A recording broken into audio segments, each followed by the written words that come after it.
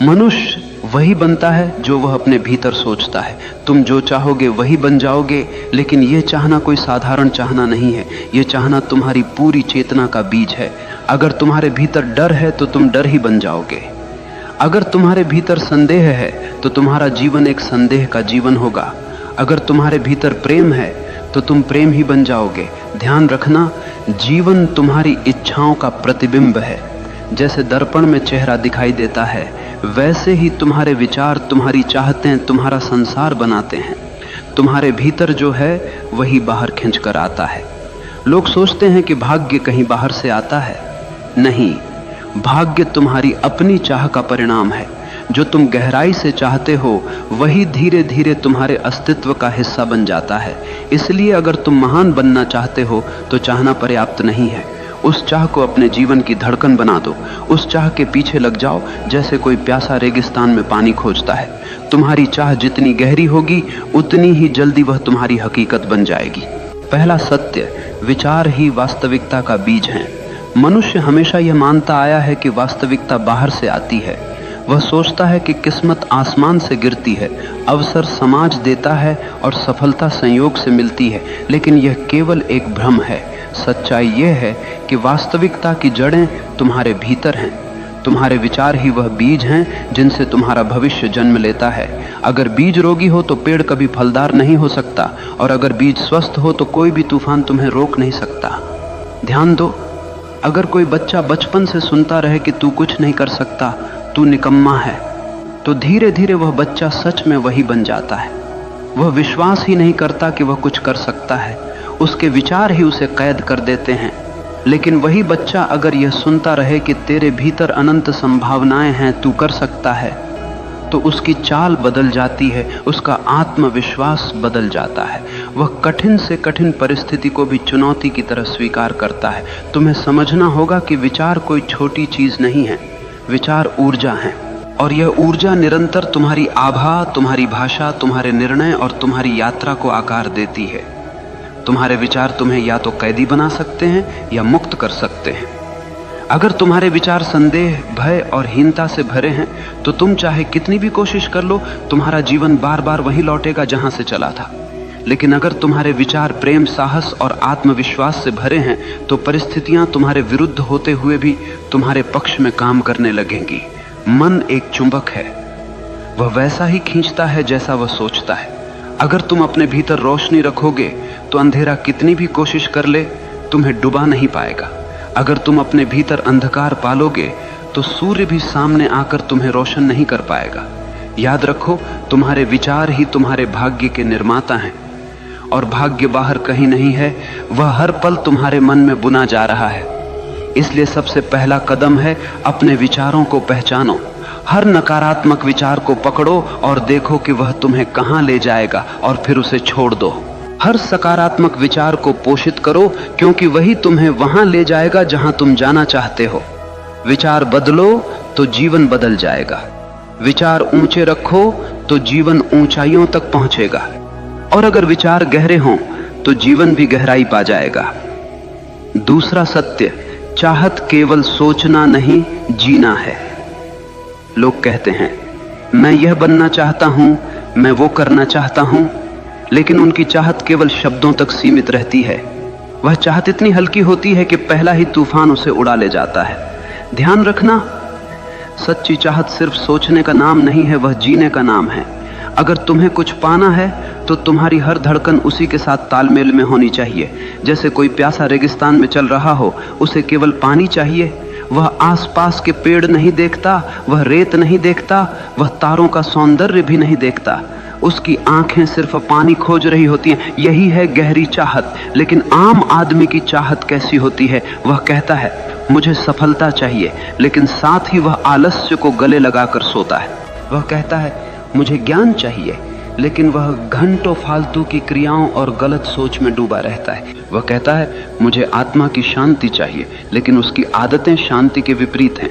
तो यह चाहत नहीं है, ये केवल कल्पना है। सच्ची चाहत तब होती है जब तुम्हारा पूरा अस्तित्व उसी दिशा में लग जाए। तुम्हारी सांसें, तुम्हारा रक्त, तुम्हारी आंखें, तुम्हारा सोचना, तुम्हारा चलना, सब कुछ उसी की तरफ बढ़ने लगे। तब दुनिया की कोई ताकत तुम्हें रोक नहीं सकती। गौर करना, जिन्होंने इतिहास बदला उनकी चाहतें साधारण नहीं थीं। बुद्ध ने केवल सत्य की चाहत की और उसी चाहत ने उन्हें राजमहलों से जंगल तक पहुंचा दिया। एडिसन ने केवल रोशनी की चाहत की और उसी चाहत ने अंधेरे में बल्ब जला दिया। गांधी ने केवल स्वतंत्रता की चाहत की और उसी चाहत ने साम्राज्य को हिला दिया। तुम जो चाहोगे वही बन जाओगे, लेकिन वह चाह इतनी गहरी होनी चाहिए कि तुम्हारा पूरा जीवन उसका गवाह बन जाए। अगर चाह सतही है तो वह कभी पूरी नहीं होगी, लेकिन अगर चाह गहरी है तो ब्रह्मांड भी तुम्हारी मदद के लिए रास्ता बनाने लगता है। याद रखो, सतही चाहतें सपनों में मर जाती हैं, गहरी चाहतें हकीकत में जन्म लेती हैं। तीसरा सत्य, डर और संदेह तुम्हारे सपनों के सबसे बड़े दुश्मन। मनुष्य चाहता तो बहुत कुछ है, लेकिन उसके भीतर एक और आवाज लगातार गूंजती रहती है, क्या यह संभव है? अगर मैं असफल हो गया तो, अगर लोग हंस पड़े तो, अगर दुनिया ने मुझे ठुकरा दिया तो? यही डर और यही संदेह तुम्हें कभी वहां पहुंचने नहीं देंगे जहां तुम जाना चाहते हो। याद रखना, डर और संदेह वही जहर हैं जो चाहत की जड़ों को धीरे धीरे सुखा देते हैं। देखो, तुम्हारे भीतर दो आवाजें हमेशा चलती रहती हैं। एक कहती है हाँ मैं कर सकता हूं, दूसरी कहती है नहीं, यह मेरे बस की बात नहीं है। और तुम वही बन जाते हो जिसे तुम सुनते हो। अगर तुम डर की आवाज सुनोगे तो जीवन एक जेल बन जाएगा। तुम अपने सपनों के दरवाजे खोल ही नहीं पाओगे। तुम कोशिश करने से पहले ही हार मान लोगे। डर तुम्हें यकीन दिलाएगा कि सुरक्षित रहना ही समझदारी है, लेकिन ध्यान रखना, सुरक्षित रहने वाले लोग कभी महान नहीं बनते, वे केवल भीड़ में गुम हो जाते हैं। और अगर तुम साहस की आवाज सुनोगे तो दुनिया कहेगी पागल है, लेकिन वही पागलपन तुम्हें ऊंचाइयों पर ले जाएगा। हर महान इंसान को कभी न कभी पागल कहा गया है, क्योंकि उसने डर को नकार दिया और संदेह को त्याग दिया। ध्यान से समझना, डर असली नहीं होता, वह केवल एक कल्पना है। तुम सोचते हो कि भविष्य में कुछ गलत होगा, लेकिन भविष्य अभी आया ही कहां है। तुम डर को अपनी सोच से पैदा करते हो और फिर उसी डर में जीते हो। इसलिए अगर तुम सच में वही बनना चाहते हो जो तुम चाहते हो, तो सबसे पहले अपने डर को पहचानो, उसे चुनौती दो। हर बार जब डर कहे तू नहीं कर सकता, तुम्हारा उत्तर होना चाहिए मैं करके दिखाऊंगा। और धीरे धीरे डर कमजोर हो जाएगा, साहस मजबूत हो जाएगा। याद रखना, डर तुम्हें कैद करता है, साहस तुम्हें मुक्त करता है। जो इंसान अपने डर से ऊपर उठ गया, वह चाहे कुछ भी चाह ले पूरा करके रहेगा, क्योंकि अब उसके रास्ते में कोई रुकावट नहीं है। चौथा सत्य, परिस्थितियां तुम्हें नहीं गढ़ती, तुम्हारा दृष्टिकोण गढ़ता है। लोग हमेशा शिकायत करते रहते हैं, मेरी हालत खराब है, मेरी परिस्थितियां कठिन हैं, मेरा परिवार मेरा साथ नहीं देता, समाज मुझे रोकता है। लेकिन ध्यान से सुनो, परिस्थितियां कभी किसी को महान नहीं बनाती और न ही किसी को छोटा करती हैं। महान वही बनता है जो कठिन परिस्थितियों को सीढ़ी बना लेता है, और छोटा वही रह जाता है जो परिस्थितियों को बहाना बना लेता है। जीवन में तूफान आएंगे, कभी गरीबी का तूफान, कभी असफलता का, कभी अकेलेपन का। लेकिन असली प्रश्न यह नहीं है कि तूफान कितना बड़ा है, असली प्रश्न यह है कि तुम उसे देखने का दृष्टिकोण क्या रखते हो। एक ही परिस्थिति में दो इंसान होते हैं, एक टूट जाता है, हार मान लेता है, दूसरा उसी परिस्थिति में और भी मजबूत हो जाता है। फर्क केवल दृष्टिकोण का होता है।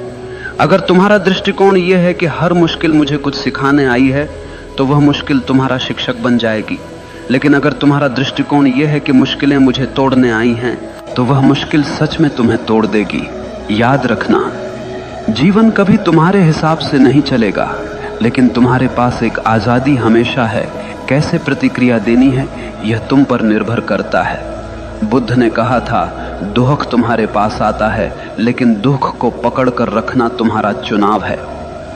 तुम्हें यह समझना होगा कि तुम्हारे सपनों को रोकने वाली सबसे बड़ी दीवार बाहर की दुनिया नहीं है, बल्कि तुम्हारे अंदर का नकारात्मक दृष्टिकोण है। अगर तुम चाहो तो हर परिस्थिति को अवसर में बदल सकते हो, ठीक वैसे ही जैसे सीप में रेत का छोटा सा कण मोती बन जाता है।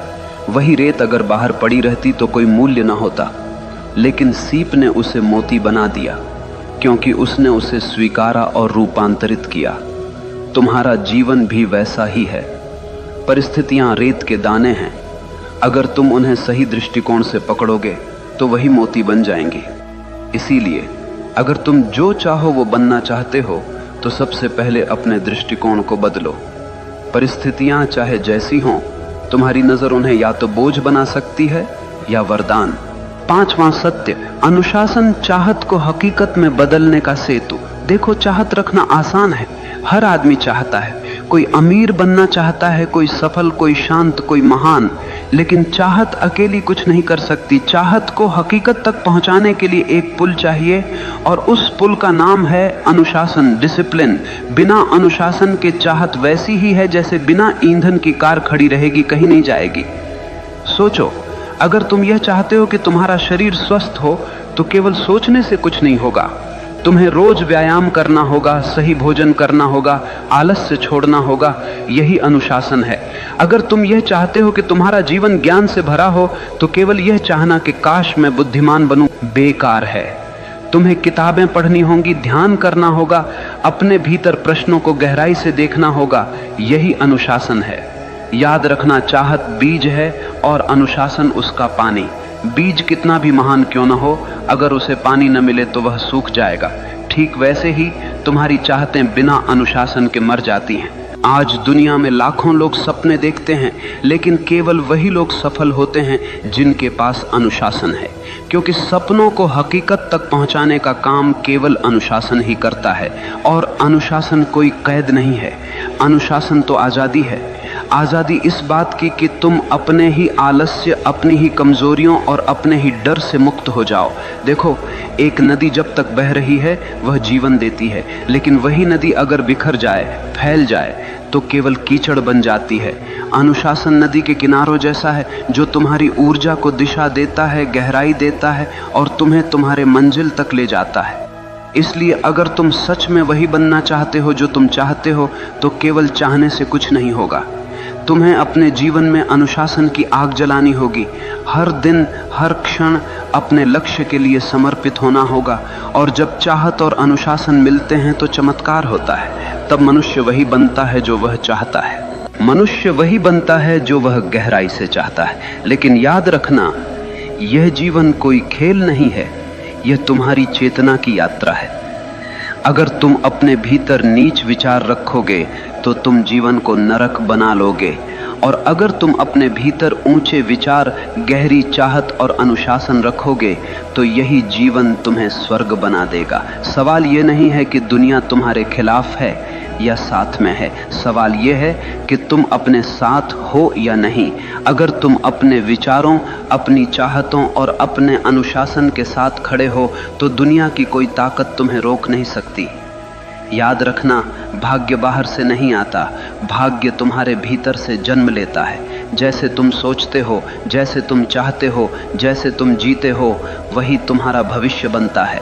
तो उठो, अपने डर को छोड़ो, अपने संदेह को जलाओ, अपनी चाहत को इतना गहरा बना लो कि वह तुम्हारी हर सांस में समा जाए, और फिर देखना पूरा ब्रह्मांड तुम्हारे रास्ते को साफ करने लगेगा।